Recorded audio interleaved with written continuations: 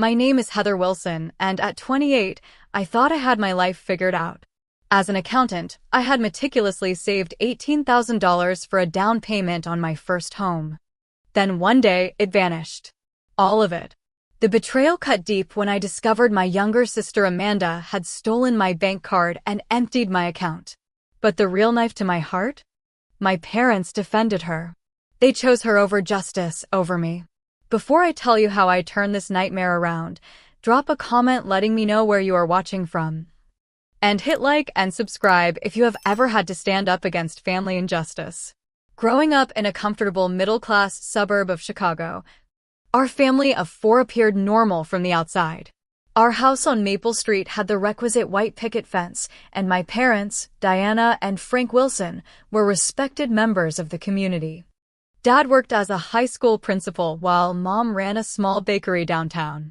But behind closed doors, a troubling dynamic had taken root from early on. From as far back as I can remember, there was always a stark contrast between how my sister Amanda and I were treated. For years younger than me, Amanda somehow became the golden child of the family, while I was the responsible, studious one who followed rules and worked hard. Amanda was impulsive, charming, and somehow always got her way. Amanda is just sensitive, my mother would say whenever my sister threw a tantrum over not getting what she wanted. She feels things more deeply than other people. I can still remember the Christmas when I was 12 and Amanda was 8. I had saved my allowance for months to buy my parents special gifts. A leather wallet for Dad and a delicate necklace for Mom. Amanda had forgotten until Christmas Eve, then quickly made cards with crayons. Yet somehow, her last-minute effort received more praise. "Look how creative your sister is," Dad had said, displaying her card prominently on the mantel while my carefully selected gifts were simply acknowledged with a quick thank you. This pattern continued throughout our teenage years. When I was 16, I caught Amanda stealing $20 from my purse. When I confronted her in front of our parents, she burst into tears, claiming she needed it for a school project and was too afraid to ask. "Why are you making such a big deal about this, Heather?" Mom had asked, putting her arm around Amanda's shoulders. "Your sister said she was sorry. No one mentioned paying me back. No one punished Amanda. And that $20 was never returned." By the time I graduated high school, I had learned to rely only on myself. I put myself through college at Northern Illinois University, working part-time at a local accounting firm while maintaining a 3.9 GPA. Meanwhile, Amanda dropped out of 2 community colleges, with my parents continuing to foot the bill and make excuses for her. College just is not the right environment for her creative spirit, Dad would explain when relatives asked about Amanda's progress. After graduation, I secured a full-time position at Henderson Financial in downtown Chicago. I rented a modest 1-bedroom apartment in Lincoln Park and began saving aggressively. My goal was clear: save enough for a down payment on a condo within 3 years. I tracked every penny, worked overtime when available, and even took on freelance bookkeeping for small businesses on weekends. The only luxury I allowed myself was a nice dinner out once a month and occasional coffee with my best friend Jessica.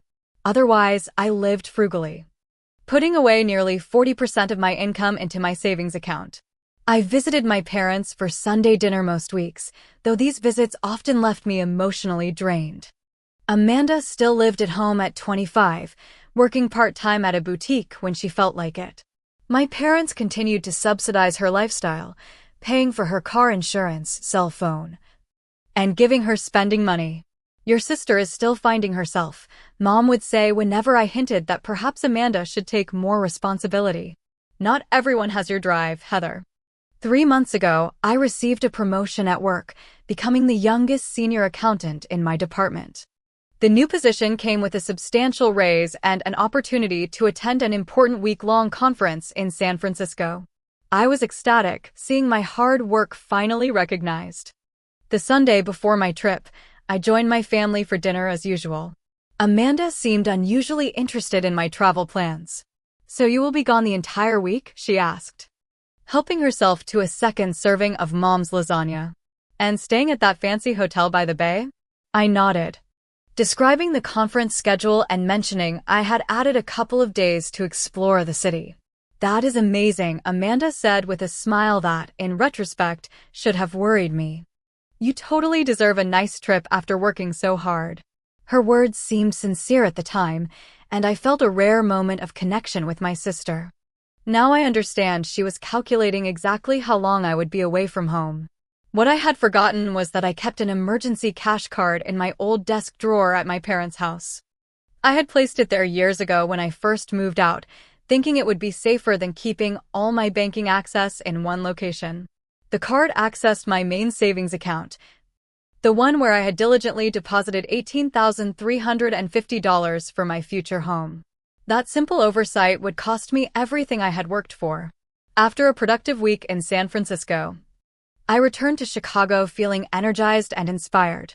The conference had been even better than expected, with valuable networking opportunities and insightful sessions on financial planning strategies. I had even managed to squeeze in a visit to the Golden Gate Bridge and a day trip to Napa Valley. My flight landed late Sunday night, and I took an Uber straight to my apartment, exhausted but satisfied. Monday morning, I followed my usual routine before heading to work. While waiting for my coffee to brew, I opened my banking app to check my accounts as I did every morning. What I saw made my stomach drop. Instead of the $18,350 that should have been there, my savings account balance read $0. "This must be a mistake," I whispered to myself, fingers trembling as I navigated to my transaction history. There it was.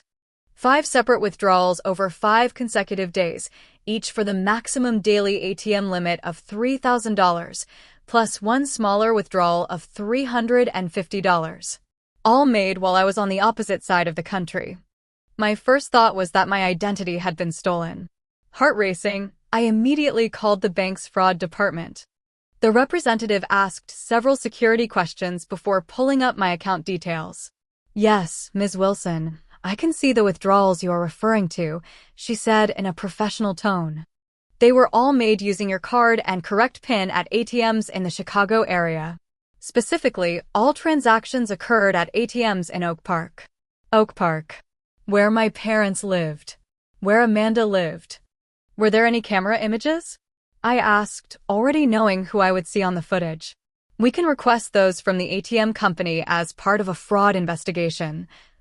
But since the withdrawals were made with your physical card and correct PIN, you would need to file a police report first." I thanked her and ended the call, my mind racing. I knew exactly what had happened, but I needed confirmation. I called in sick to work, something I had never done without genuine illness, and drove straight to my parents' house. It was just past 9:30 a.m. when I pulled into their driveway. Mom would be at the bakery and Dad would be at school. But Amanda, who rarely worked before noon, would likely be home. I was right. When I rang the doorbell, Amanda answered wearing pajama pants and a new-looking designer sweatshirt I had never seen before. Her hair was freshly highlighted with expensive-looking balayage, and she had clearly just had her nails done professionally, a striking contrast to her usual chipped polish. "Heather, what are you doing here?" she asked, genuine surprise in her voice. "I thought you were coming for dinner on Sunday." I pushed past her into the house, my body practically vibrating with rage. "Where is it, Amanda?" I demanded, my voice shaking. "Where is what?" she asked, but her eyes darted away from mine, and she took a step backward. "My money," I said, pulling out my phone and showing her the bank statement. "The $18,000 you stole from me while I was in San Francisco." For a moment, she tried to maintain her innocent expression. Then, seeing the evidence on my screen, her face crumpled. "I do not know what you are talking about," she attempted, but her voice wavered. "Stop lying," I shouted, my composure finally breaking. 5 withdrawals, all from ATMs near here. All while I was away. "You took my emergency card from my old desk and emptied my entire savings account." Tears welled in her eyes. But they were not the same manipulative tears I had seen her use on our parents countless times. These contained genuine fear. "I was going to pay you back," she whispered. "With what money?" I demanded.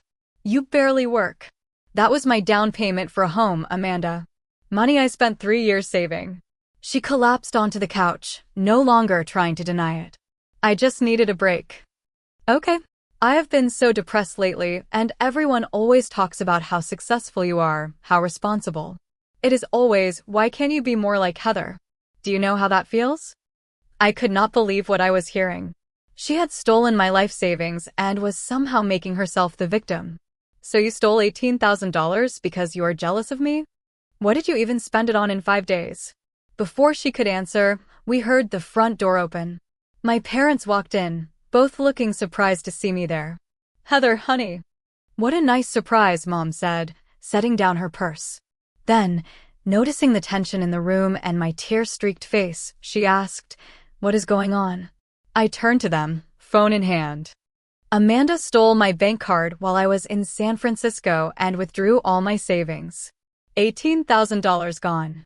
Dad's face darkened. That is a very serious accusation, Heather.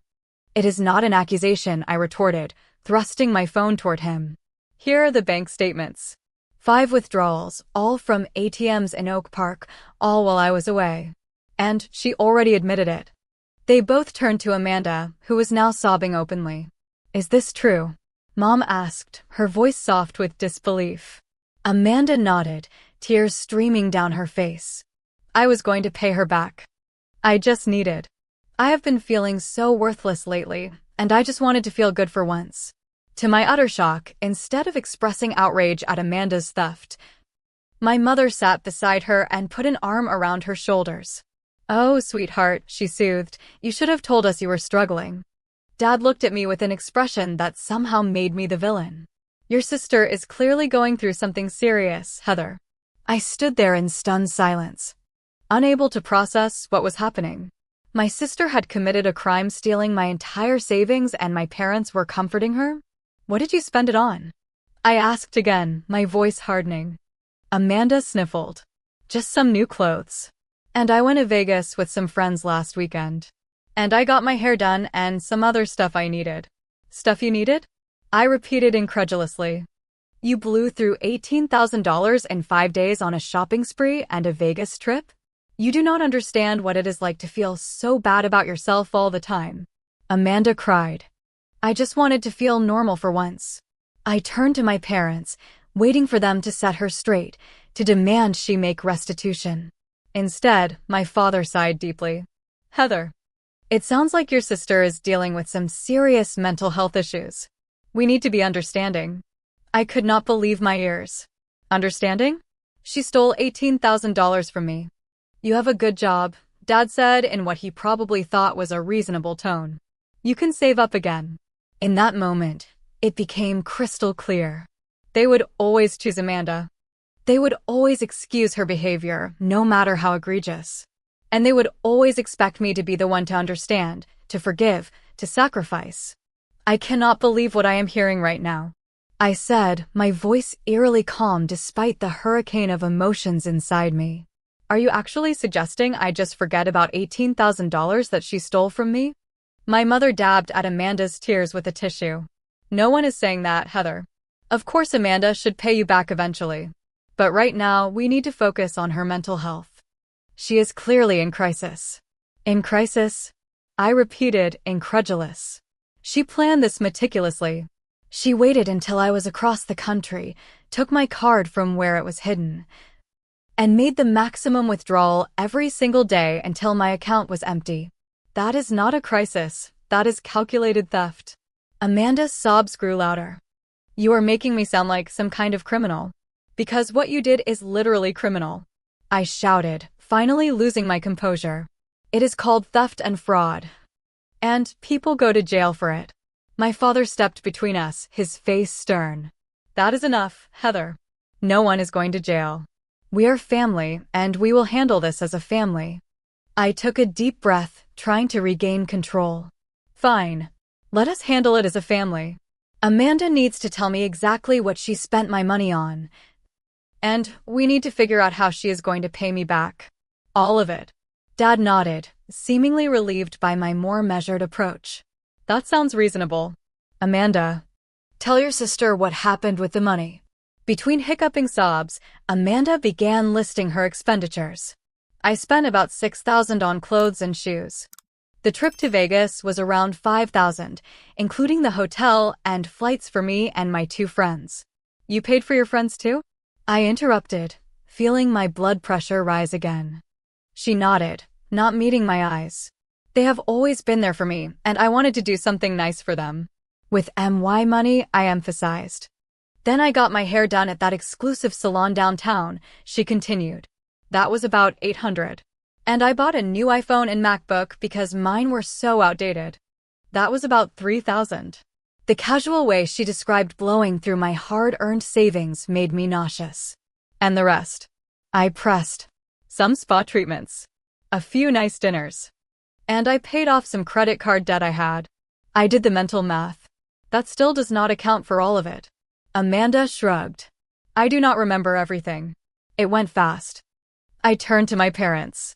So now that we know what happened to my money, how is she going to pay me back? An uncomfortable silence filled the room. My mother cleared her throat. Well, as you know, Amanda's job at the boutique is part-time, and most of that goes to her basic expenses. What expenses? I asked sharply. She lives here rent-free. You pay for her car insurance. Her phone, even give her spending money. That is not fair, Amanda protested weakly. No, what is not fair is stealing $18,000 and expecting no consequences. I shot back. My father raised his hands. Let us all calm down and think rationally here. Heather, does your renter's insurance cover theft? Maybe you could file a claim. I stared at him in disbelief. Are you seriously suggesting I commit insurance fraud to cover up Amanda's theft? That would be another crime. I am just trying to find a solution that works for everyone, he defended. A solution that works for everyone would be Amanda taking responsibility for once in her life and paying me back. My mother sighed heavily. Heather, it is just money. Family is what matters.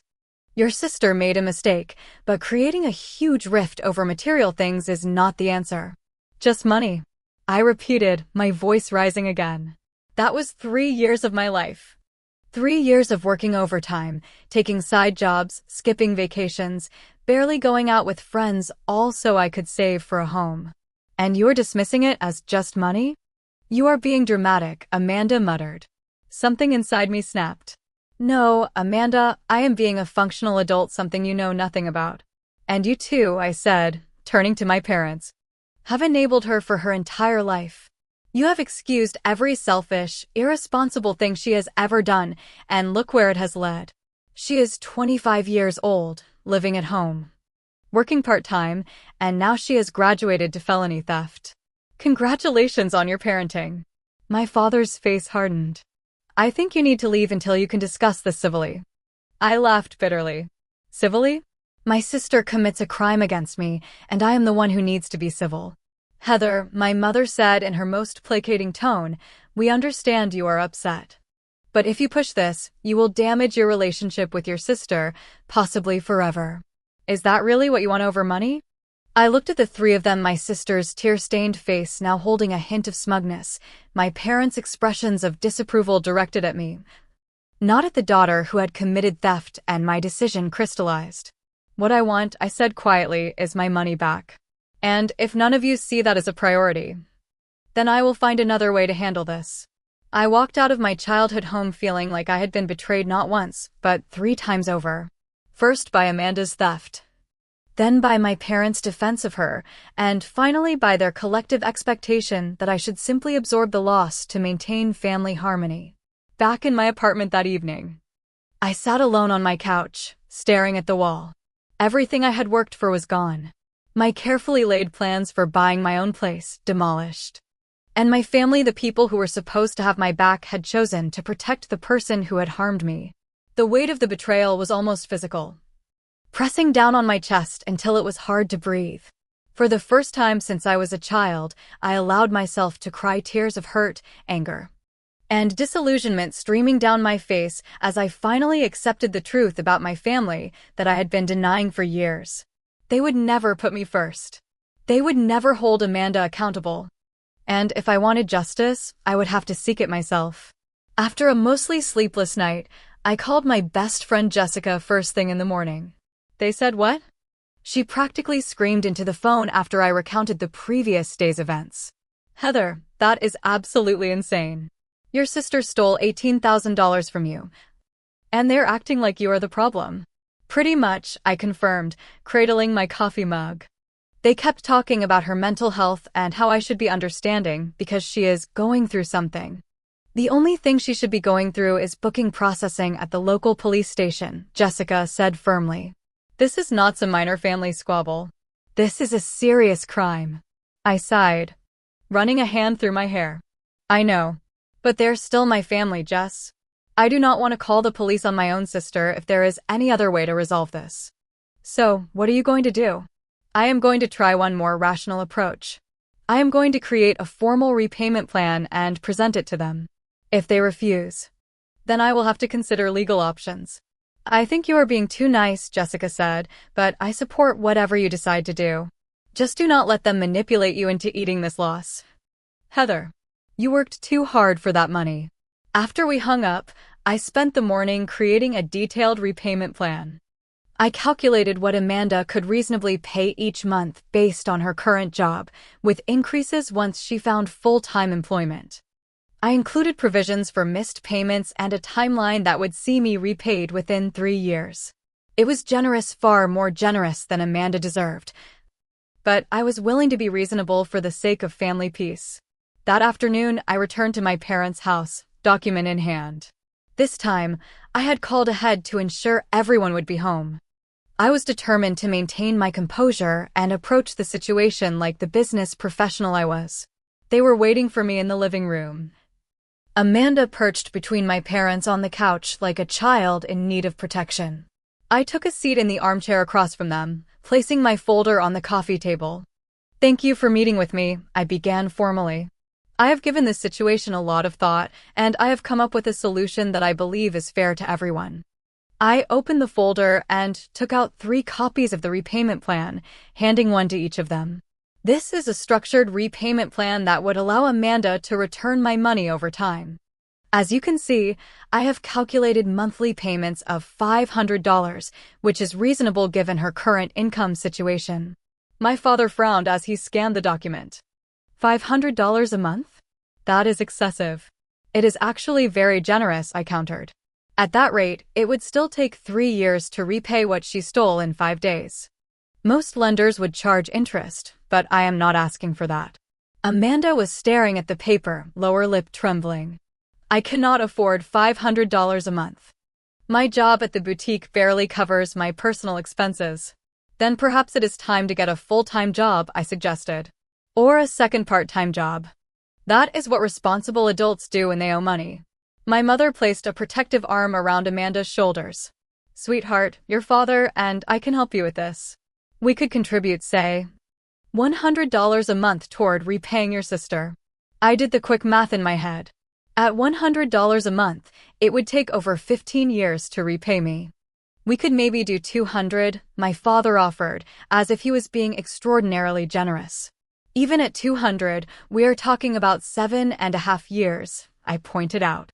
That is completely unreasonable. Amanda suddenly burst into tears again, burying her face in her hands. I cannot believe you are doing this to me. You know I have been struggling. And now you are trying to financially cripple me for years. I stared at her incredulously. I am not doing anything to you, Amanda. You did this to yourself when you stole my money.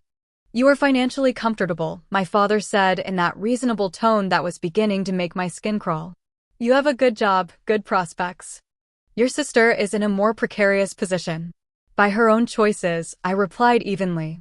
I worked hard to create financial stability for myself. I made sacrifices. I took responsibility for my life instead of expecting others to support me. My mother's face hardened slightly. Not everyone is like you, Heather. Amanda has always been the sensitive one. She feels things more deeply, and that makes it harder for her to cope with life's pressures. There it was again, the same excuse they had been making for her my entire life. Amanda was sensitive, so she did not have to follow the same rules as everyone else.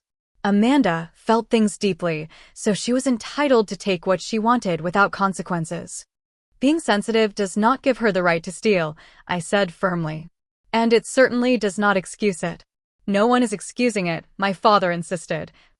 Though that was exactly what they were doing. We just think this payment plan is too harsh and would create unnecessary hardship. I closed my folder and stood up. What is unnecessary hardship is having my entire savings wiped out by my own sister. What is unnecessarily harsh is coming to my family for support and being told that I should just accept being robbed because the alternative might inconvenience the thief. Now you are just being melodramatic, my mother said with a dismissive wave of her hand. I looked at each of them and turned my sister's tear-stained face, my father's stern disapproval, my mother's dismissive expression, and something inside me hardened. They had made their choice, and now I would make mine. I have tried to be reasonable, I said quietly. I have tried to find a solution that would allow us to handle this within the family. But none of you seem to grasp the seriousness of what has happened. Or you simply do not care about the harm that has been done to me. Of course we care, my father protested. No, you do not, I replied with certainty. If you cared, you would be holding Amanda accountable instead of making excuses for her. If you cared, you would be insisting that she make this right instead of suggesting I just absorb the loss. I picked up my folder and walked to the door. I will give you 24 hours to reconsider this repayment plan. After that, I will be exploring other options. What is that supposed to mean? Amanda asked, sudden fear in her voice. I turned back to look at her. It means exactly what you think it means. As I walked to my car, I heard my mother call after me, Heather. Do not do anything you will regret. Family is more important than money. But as I drove away, I wondered if they had ever considered me truly part of the family at all. That evening, I called Kyle, a friend from college who now worked as an attorney. After explaining my situation, I asked what legal options I had. First of all, what your sister did is definitely a crime. Kyle confirmed. Credit card theft and fraud, potentially grand larceny given the amount. These are serious charges that could result in felony convictions. My stomach tightened at the word felony, but I pressed on. What would that process look like? You would need to file a police report first, Kyle explained. Provide all the evidence. Bank statements, transaction records, anything that shows the money was taken without your authorization. The police would investigate, likely interview your sister. And then the prosecutor would decide whether to press charges. And if they did press charges, your sister could be looking at criminal proceedings. With the amount involved, there is a real possibility of jail time, especially if she cannot make restitution immediately. I closed my eyes, trying to imagine Amanda in jail. Despite everything, the image troubled me. Is there any middle ground? I asked. Something between just letting her get away with it and sending her to prison? You could file a civil suit instead of pursuing criminal charges, Kyle suggested. That would be focused on getting your money back rather than punishment. But honestly, given what you have told me about your sister's financial situation, collecting on a judgment might be difficult. What would you do? I asked after a moment of silence. Kyle sighed. If it were me, I would start with the police report. That does not mean you have to follow through with pressing charges, but it establishes an official record of the crime and shows you are serious. Sometimes that is enough to motivate people to make things right. After thanking Kyle for his advice, I spent a sleepless night weighing my options. By morning, I had made my decision. The police station was busier than I expected when I arrived that Thursday morning. I waited nearly an hour before being called back to speak with an officer. Officer Jackson was a middle-aged woman with kind eyes but a no-nonsense demeanor. She listened carefully as I explained what had happened, taking detailed notes. Do you have documentation of the withdrawals? She asked. I handed over the printed bank statements I had brought with me, along with a timeline I had created showing my whereabouts during the withdrawals. And you believe your sister is responsible? I know she is, I confirmed. She admitted it to me and my parents. Officer Jackson nodded, continuing to type into her computer. And the card was in your possession the entire time? No, I kept an emergency card in my old desk at my parents' house. That is the card she used. I see. And did you give her permission to use this card? Absolutely not, I said firmly. Officer Jackson looked up from her computer. Ms. Wilson, I want to be clear about something. Filing a false police report is a crime. And once you file this report, the investigation will proceed according to protocol. Are you certain you want to move forward with this?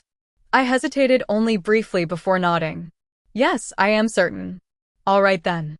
I will need you to read this statement and sign it if it is accurate. As I signed my name to the official police report, I felt a strange mix of relief and apprehension.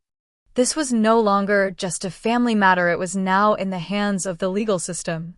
When I returned home that afternoon, I decided to check social media, something I rarely did. There, on Instagram, were photos from Amanda's Vegas trip the previous weekend. Pictures of her and her friends living it up at expensive clubs, shopping bags from luxury stores strewn across hotel beds, champagne bottles and room service. All paid for with my money. In one particularly galling photo, Amanda posed in front of a Gucci store, bags in hand, with the caption, "Treating myself because I deserve it. Hashtag self-care, hashtag living my best life." I took screenshots of everything, my resolve strengthening with each image of my sister flaunting what she had purchased with my stolen savings. Later that evening, my phone rang. Amanda's name flashed on the screen. I almost did not answer, but curiosity got the better of me. "Hello. How could you?" Amanda's voice was shrill with panic. "The police just came to Mom and Dad's house asking questions about me. They said you filed a report claiming I stole from you."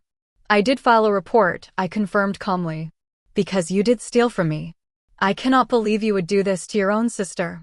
She cried. "Do you know how serious this is? They said I could go to jail." "I do know how serious it is. That is why I have been trying to get you and Mom and Dad to take it seriously. Please." Heather, her voice dropped to a desperate whisper. "Please drop the charges.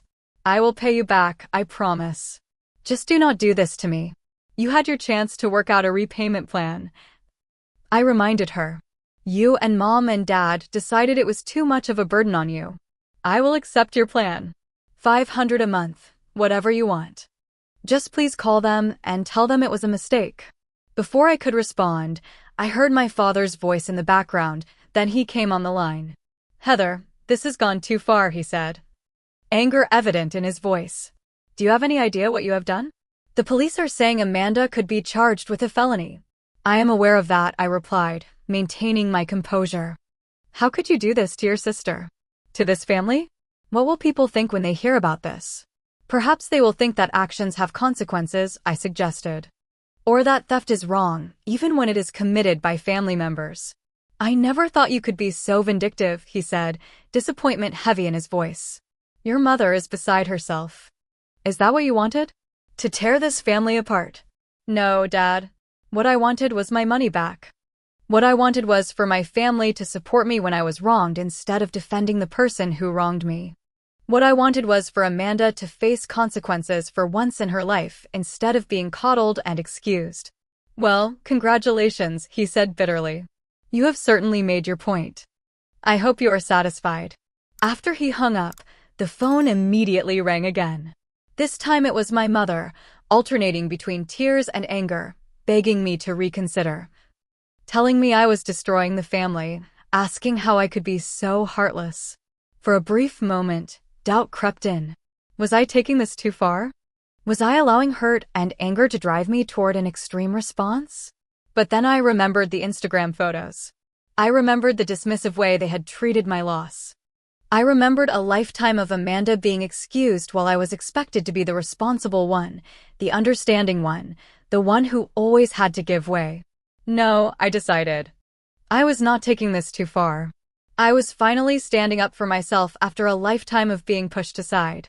And with Kyle's guidance, I had formulated a strategy that would give Amanda one last chance to make things right before the legal system took over. I arranged a family meeting at a neutral location, a quiet coffee shop downtown, on Saturday morning. I arrived early, securing a corner table that offered some privacy. I had my folder of evidence, including bank statements, screenshots of Amanda's social media posts, and the new legally binding repayment agreement that Kyle had helped me draft. My parents arrived first, both looking tired and strained. My mother's eyes were red-rimmed from crying, and my father's normally immaculate appearance was somewhat disheveled. Amanda trailed behind them, head down. None of her usual confidence evident in her posture. "Thank you for coming," I said formally as they took their seats. "Like we had a choice," my father muttered. But a sharp look from my mother silenced him. "Heather," my mother began in a placating tone, "we are here to discuss how we can resolve this situation as a family. The police involvement is excessive, and we hope you will reconsider." I took a deep breath, centering myself. I have given this situation a great deal of thought, and I see 3 possible paths forward. I opened my folder and laid out 3 documents on the table. Option 1. Amanda returns to the police station, provides a full confession, accepts the charges, and I request that the court mandate minimum sentencing with required restitution.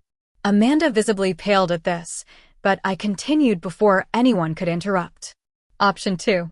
Amanda signs this legally binding repayment agreement, which requires significant monthly payments of $750, with serious consequences for default, including wage garnishment and asset seizure.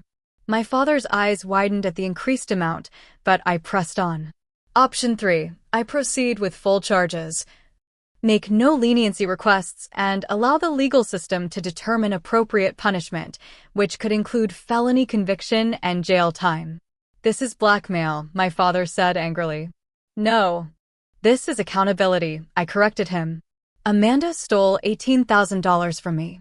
These are the consequences of her actions, not mine." "Heather, please," my mother implored. $750 a month is impossible for her. "You know that." "Actually, it is not impossible," I replied calmly. "Amanda could get a full-time job like most adults her age. She could sell the designer items she purchased with my money. She could move out of your house and get roommates to save on expenses. There are many solutions. If she is actually motivated to make this right." Amanda, who had been uncharacteristically quiet, finally spoke. "You're enjoying this, aren't you? Seeing me suffer? You have always been jealous of me." I almost laughed at the absurdity of her statement. "Jealous? Of what exactly? Your lack of education? Your lack of career? Your lack of independence? Your lack of basic integrity?" "Of how much Mom and Dad love me," she shot back, a glimpse of the old Amanda breaking through. "You have always hated that they paid more attention to me." Instead of responding to her provocation, I reached into my folder and pulled out my phone. I pressed play on a recording. Amanda's voice filled the space between us. "I just needed a break, okay? I have been so depressed lately, and everyone always talks about how successful you are, how responsible. It is always, why can't you be more like Heather? Do you know how that feels?" Then my voice, "So you stole $18,000 because you are jealous of me? What did you even spend it on in 5 days?" I stopped the recording and looked at their shocked faces. I recorded our initial confrontation. I have Amanda's admission of guilt, as well as the subsequent conversation where you all suggested I should just let it go. "You cannot record people without their knowledge," my father protested. "That is illegal." "Illinois is a 2-party consent state," I acknowledged, "which is why this recording would not be admissible in court. But it does serve as a reminder of what actually happened, in case anyone's memory has become conveniently selective." I pulled out another folder. I also have documentation of previous incidents where Amanda took money from me. $200 from my purse when I was in college. My birthday money from grandma when I was 16. My prom money that mysteriously disappeared. I never reported these because they were smaller amounts, and because I wanted to preserve family harmony. But that pattern stops now. My parents exchanged troubled glances. For the first time, I sensed uncertainty in their united front. "What exactly do you want, Heather?" my mother asked quietly. "I want my money back. All of it. And I want Amanda to finally face consequences for her actions instead of being protected from them." My father cleared his throat. "If we could help Amanda meet the $500 monthly payments you originally proposed, would you drop the police report?" I considered this. The original agreement also included provisions for her to find full-time employment within 3 months and to sell the luxury items she purchased with my money to make an immediate good-faith payment. "Those terms seem reasonable," my mother said cautiously, as if afraid of breaking the fragile negotiation. I would need the agreement to be legally binding, I added. Not just a family promise that can be broken without consequences. We understand, my father said, shooting a meaningful look at Amanda. Amanda had been staring at the table. But now she looked up, tears streaming down her face. But these were different from her usual manipulative tears. They seemed to contain genuine remorse.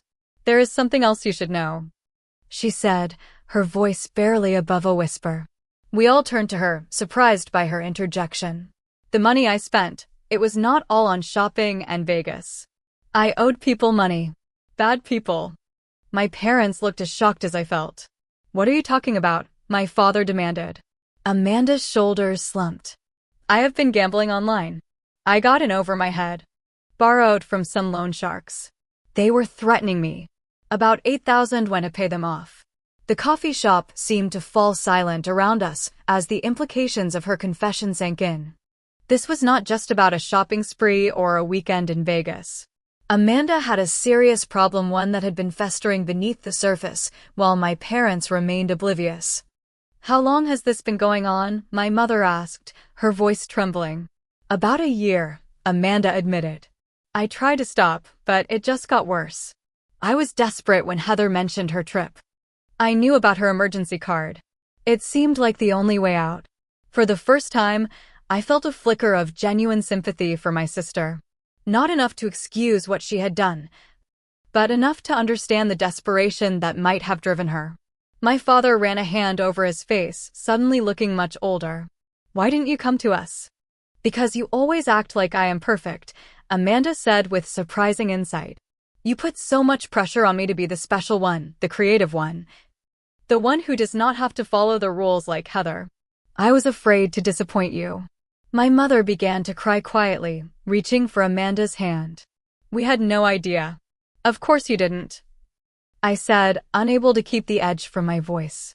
You have been so busy making excuses for Amanda that you never actually looked at what was happening with her. My father turned to me.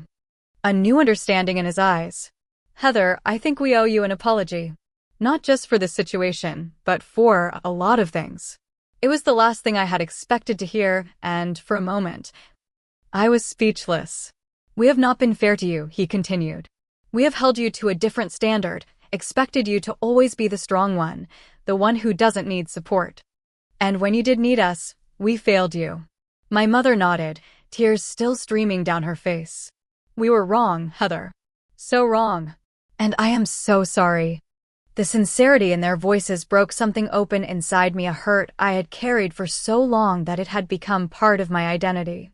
I felt tears welling in my own eyes, but I blinked them back, determined to maintain my composure. This does not change what happened, I said firmly. Amanda still needs to make restitution. And she will, my father assured me. We will make sure of it this time. No excuses. Amanda looked up at me, her expression more genuine than I had seen in years. I will pay back every penny, Heather. And I will get help for my gambling. I promise. For the first time since this ordeal began, I felt a glimmer of hope that something positive might emerge from this painful situation, not just the return of my money, but perhaps a healthier family dynamic. I am willing to accept the original repayment plan, I said after a moment's consideration. $500 a month, with the provisions for full-time employment and selling the luxury items.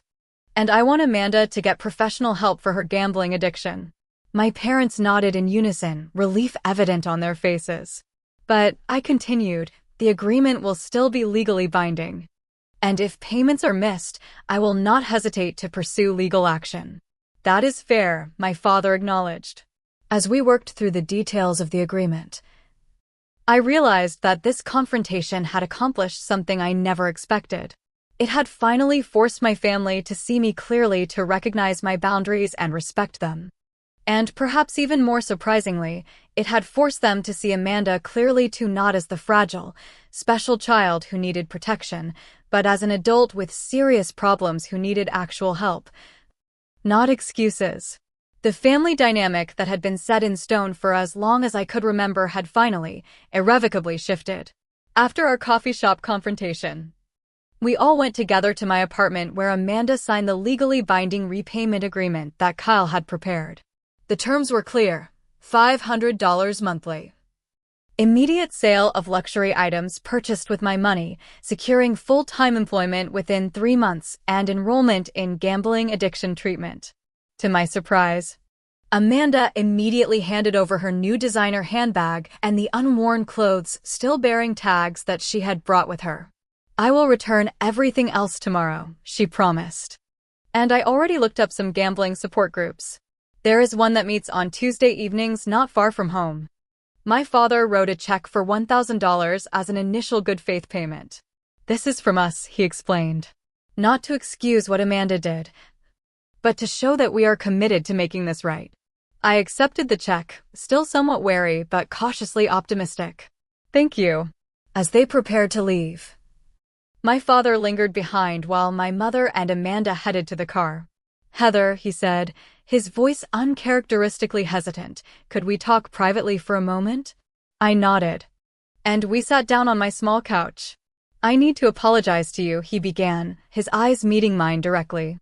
"Not just for how we handled this situation, but for a lot of things over the years." I remained silent, waiting for him to continue. "Your mother and I, we always saw you as the strong one, the capable one. Amanda seemed to need more from us. And we fell into a pattern of giving her more attention, more leeway. It was not fair to you." "No," I agreed quietly. "It was not. I think we were blind to how our behavior affected you. We took your strength for granted, and we enabled Amanda's weaknesses." He ran a hand through his graying hair. "I am a high school principal. I should know better than to create that kind of dynamic between siblings." "Why are you telling me this now?" I asked. "Because seeing you stand up for yourself like this made me realize how much we have underestimated you. And it made me see how much we have failed Amanda by not holding her accountable." He paused. "I am proud of you, Heather. Not just for your success in your career, but for having the courage to stand up for what is right, even when it was difficult." His words touched something deep inside me, a longing for parental approval I had thought I had outgrown years ago. "Thank you," I said simply, not trusting myself to say more without my voice breaking. He squeezed my hand before standing to leave. "We will do better. All of us." Over the following weeks, changes began to unfold. Amanda returned or sold most of the items she had purchased, resulting in a recovery of about $4,000. She secured a full-time job as an administrative assistant at a local business, a position that was beneath her capabilities, but that she approached with unprecedented seriousness. My mother, though still struggling to break old habits, made a visible effort to treat us more equally. She called me regularly just to check in, something she had rarely done before. And when Amanda complained about the strictness of the repayment plan, I overheard my mother gently but firmly reminding her that she had created this situation and needed to follow through on her commitments. 3 months after our confrontation, my parents suggested family therapy. I was skeptical but agreed to attend. Those sessions were challenging, often painfully so, as years of dysfunctional patterns were brought to light and examined. My mother cried when I finally articulated how it had felt to always be held to a different standard than Amanda. My father struggled to accept how his well-intentioned protection of Amanda had actually hindered her growth and enabled her worst behaviors. For her part, Amanda showed genuine effort in therapy, gradually revealing how the pressure of being this special child had created its own burdens. She had felt simultaneously entitled to special treatment and terrified of disappointing our parents by being ordinary. Gambling had become her escape, a secret thrill that made her feel both powerful and numb. 6 months after the theft, Amanda had repaid nearly half of what she had taken. She was attending Gamblers Anonymous meetings twice weekly and had maintained her job with positive performance reviews. Our relationship remained fragile, but there were moments of authentic connection that gave me hope we might eventually rebuild something healthier than what we had before. "I never thanked you," she said to me one evening after we had both attended a therapy session. "For what?" I asked, surprised. "For not giving up on me," she replied quietly. You could have just pressed charges and walked away from all of us. Sometimes I think that is what I deserved. I did not do it for you, I admitted. I did it for me. Because I needed to stand up for myself. I needed to know that my boundaries mattered. She nodded. I understand that now. And I am trying to build my own healthy boundaries too. The therapist says I never developed them properly because Mom and Dad were always fixing everything for me. Better late than never, I offered with a small smile. 1 year after the theft, Amanda made the final payment, returning my savings to its original amount. By that point, I had managed to save additional money and combined with my original funds, I had enough for a down payment on a small but charming condo not far from my office. On moving day, I was surprised when my entire family showed up to help. As we carried boxes and arranged furniture, there was an ease between us that I had not felt in years, perhaps ever. It was not perfect, there were still moments of tension. Old patterns that threatened to resurface, but there was also a new foundation of respect and honesty. That evening, as we sat among half-unpacked boxes sharing pizza, I reflected on the painful journey of the past year. The theft of my savings had been devastating, but it had forced a necessary reckoning within my family. It had compelled me to stand up for myself in ways I never had before. It had revealed Amanda's serious addiction and set her on a path to recovery. And it had finally made my parents see both of their daughters clearly. "What are you thinking about?" my mother asked, noticing my thoughtful expression. "Just that sometimes the most painful experiences lead to necessary growth," I replied. A year ago, I never would have imagined we would be sitting here like this. My father raised his glass in a toast. To Heather's new home. And to second chances. As we clinked glasses, I realized that the most valuable thing I had gained over the past year was not the return of my money or even my new home. It was the knowledge that I could stand firm in my own worth. That I could demand respect, and that doing so did not mean losing my family, it meant transforming our relationships into something healthier and more authentic. The journey had been painful, but the destination proved worth every difficult step along the way. My sister had stolen my savings, but in the process of reclaiming what was mine, I had found something even more valuable. My voice, my boundaries, and a family dynamic based on respect rather than roles. Have you ever had to stand up to family for your own well-being? Share your experience in the comments below. And if this story resonated with you, please like, subscribe, and share with someone who might need to hear that setting boundaries with family is not just okay, it is sometimes absolutely necessary for everyone's growth. Thank you for listening to my story. And remember, your worth is not determined by how much you sacrifice for others, but by how well you honor your own truth.